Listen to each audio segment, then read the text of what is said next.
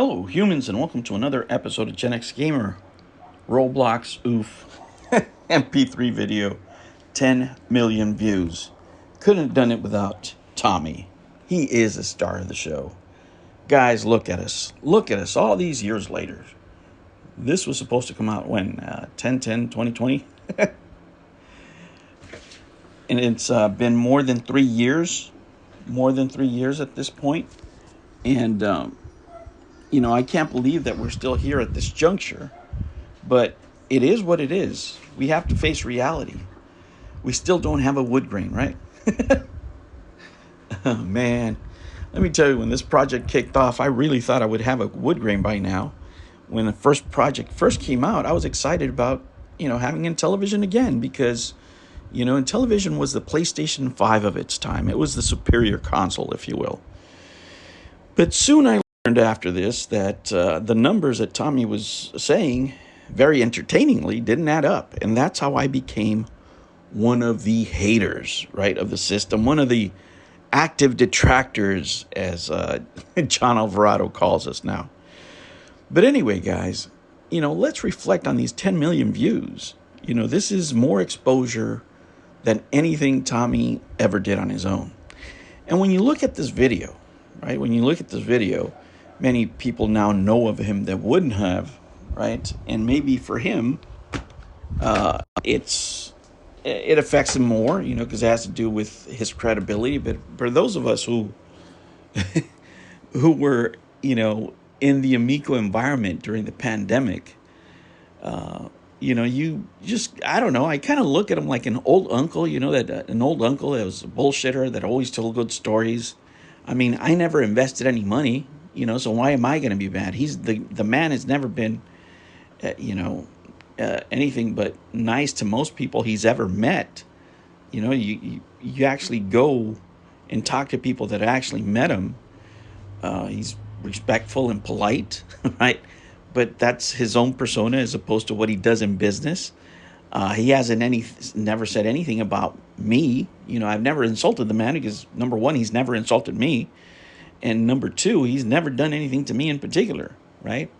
Other than not accomplishing the wood grain that I've always wanted, right? But to many people who invested in his company, right, they feel very differently. To them, it's not stories. To them, it's something else. To them, all the BS affected them personally.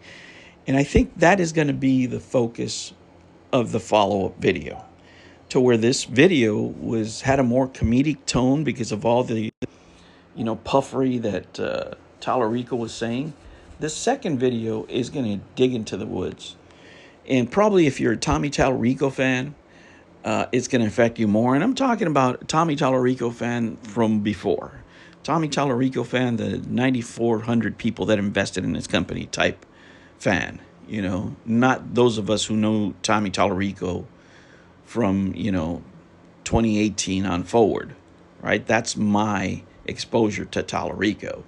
So we have a very different point of view of him. But those of you who have grown up with him, that knew about his games, this is going to affect you more because this is really going to get into the woods of his prior relationships, his prior working relationships, and it's going to delve into his business character, right? And that's going to be something completely different than this video where he's just, claiming records. I did this, I did that, I did the other, most of it exaggeration, right? But it's going to be a different tone when you're talking to these investors. If from what I hear is true, and a couple of these investors are going to be interviewed, yikes, that's going to be something personal, right? You're going to hear from people how they were affected. You're going to hear from developers, right, where, we got the good old bait and switch. And for those of you who don't know, and a lot of my audience is younger, right? And some of you might not be exposed to different things in business, right? So one of the things that occurs in business that salesmen always do, and I know, guys, because I was a salesman forever, right? So as a salesman, what you do, you'll go to somebody and say, hey, I have a client that may or may not want, or, I have clients that like this kind of thing, right? But I don't see it displayed on here. Do you guys even do that kind of stuff? And since they don't have it, and they want business, they'll say, oh, wait, we can do it. Look, check this out. And they'll come up with something right off the bat, right? And then you'll take that sample, right? And you've spent zero money, and then you go sell on that sample, right? Sometimes the manufacturers are in on it, and they'll make samples for you so you can go out and sell.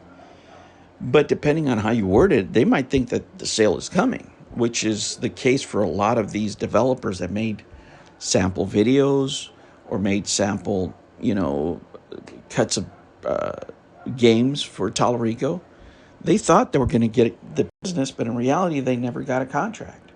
All they ever did was talk, right? When you have these people coming up and telling their stories, hey, Tallarico said this, he talked a good game, and this and that and the other, and that's why we made all these games, and all of a sudden we're sitting here with nothing, then that conversation is going to be a lot different. That video is going to be way different than what you had here.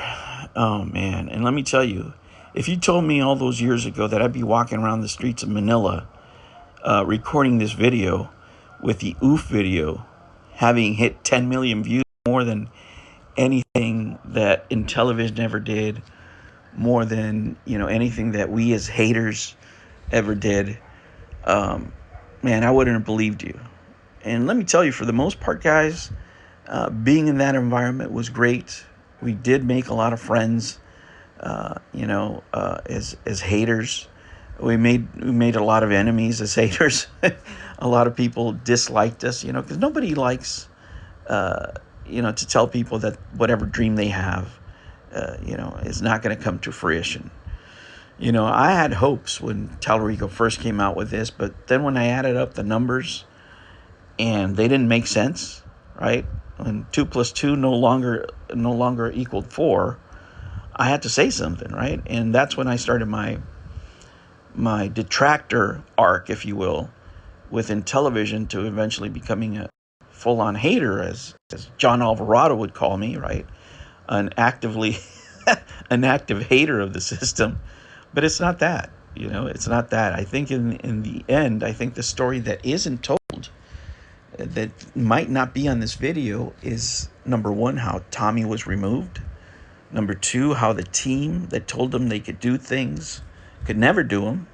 I'm looking at you, John Alvarado, because if they had told them that this system was 95% done, that was never the truth. I mean, Tommy's not a numbers guy. Tommy's not a programmer, right?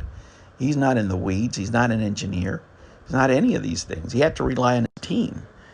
And his team could never cut the mustard. I don't think that was something that he was aware of. I think he believed that his team could pull it off, but they never could. Look at the Amico home. It's still absolute trash.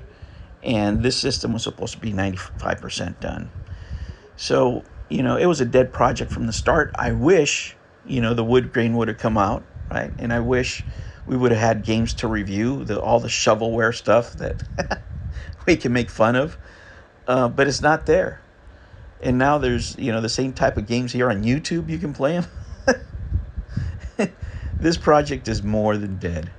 But I think this new video, guys, to tell you the truth, to wrap it up here, is going to have a different tone.